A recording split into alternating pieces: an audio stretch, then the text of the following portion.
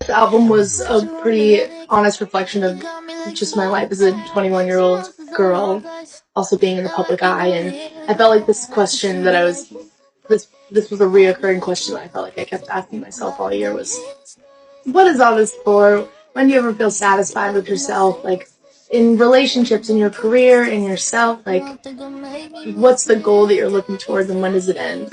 And not in that way, but it was just I felt like it sparked a lot of inspiration for writing on this album.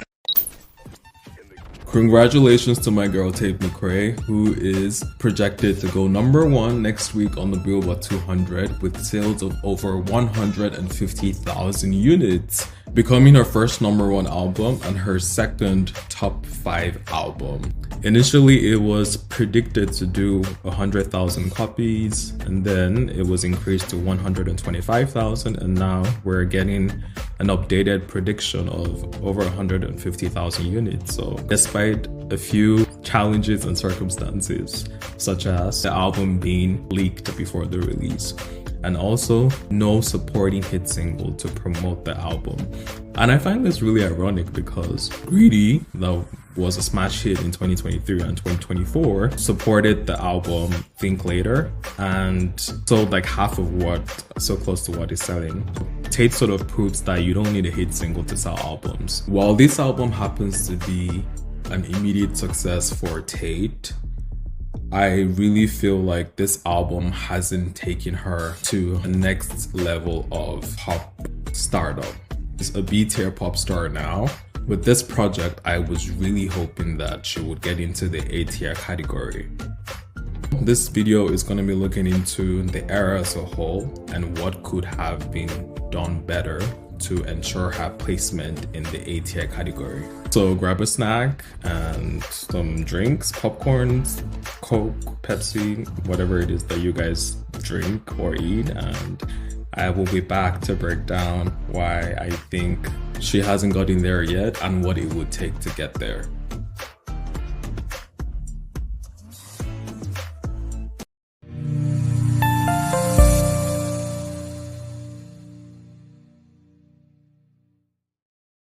Tate's third studio album, titled So Close to What, was released on February 21st, 2025, and first announced on social media on November 14th, 2024.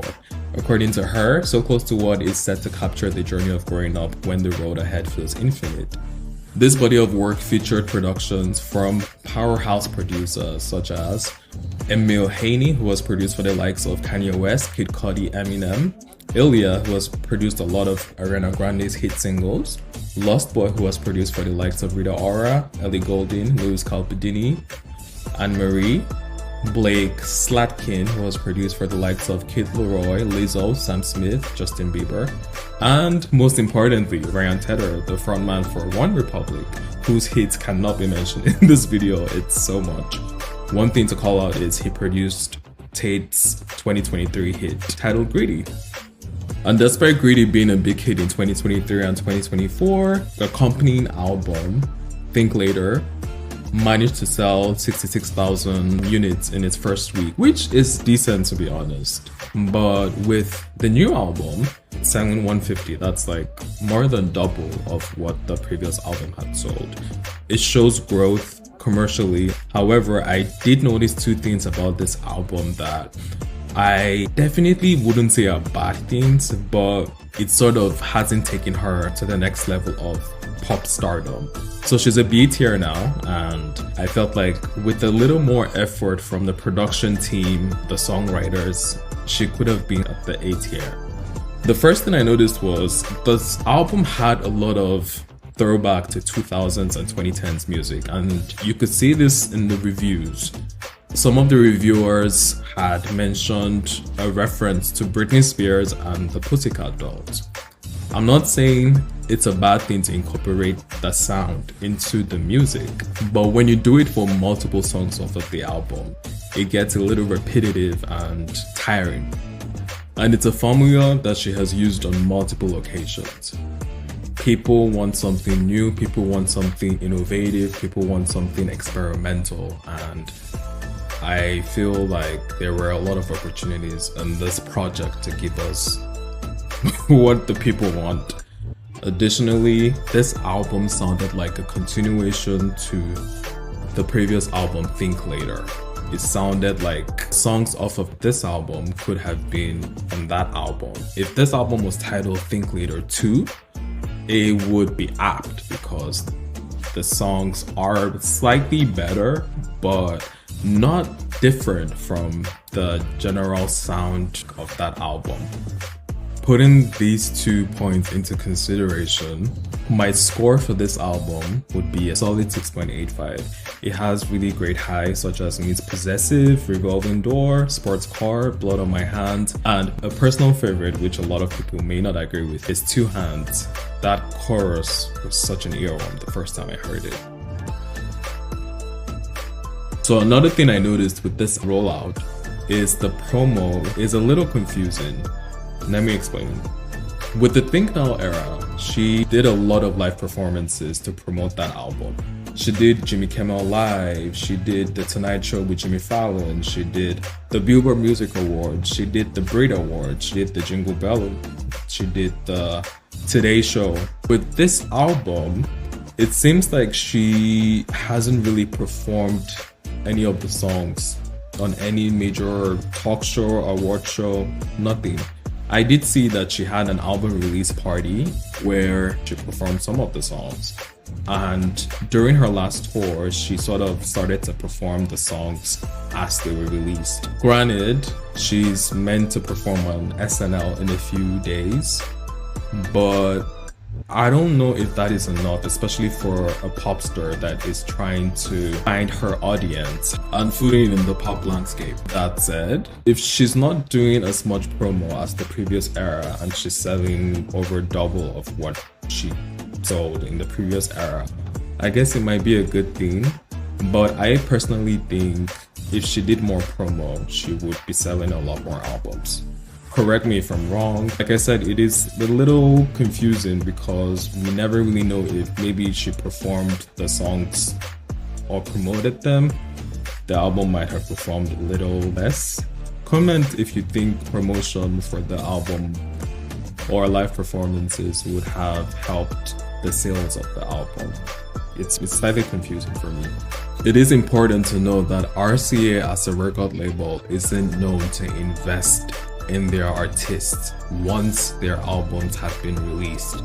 There have been lots of stories, complaints by several other artists, example Ciara, Chris Brown, Pink, who have come out to publicly express their dissatisfaction regarding the promotion of their album during the album cycle. So the single choices for this era haven't been the greatest, and I'm not saying the songs selected were bad songs. It just seemed like there was something missing. The first single was It's Okay, I'm Okay. It had a great verse or great verses, and then the chorus was lackluster. The same thing happened with Two Hands, where the chorus was really good, but the verses were lackluster. It wasn't up until the third single, Sports Car, that she got it right. The verses and the chorus were great. Then the next single, Revolving Door. Now, I'm not sure if Revolving Door is a single or it's just something she released to promote the album, but that also is a song that had a good chorus and a good verse. If I were to redo this era, I would pick Sports Car as the first single and then Revolving Door as the second single. The third song could be a different song like Miss Possessive or Blood on My Hands. Basically, I'm saying that the single choices could have been better to align with the sonic direction of the album. As an artist, I know how difficult it can be to pick the singles that showcase the best representation of an album, especially when you're known as the singles artist. But for Tate specifically, I don't think she has ever struggled with picking the best songs as the singles off of an album. You look at her past eras and she always picks the best songs as the singles for their respective albums. All in all, I think Tate is a great artist with immense potential to rise to the next tier of pop stardom. but she needs to concentrate on creating a more cohesive, experimental, sonically diverse body of work as opposed to chasing past trends or recording songs that are similar to what she has recorded before. She's known as a singles artist, and in order for her to get that promotion to A tier, I feel like she definitely needs to invest more in ensuring that her albums are great as a body of work, and each song off of the album she releases has something distinctive, unique, different, and can stand on its own. I love Tate McRae, and I will be seeing her this year in tour. The music we just need to work a little harder on. Let me know what you think in the comments section. Don't forget to subscribe, please, because I see y'all head up my last video but barely subscribe. Don't forget to subscribe, like, and comment on this video, and I will see you in the next one.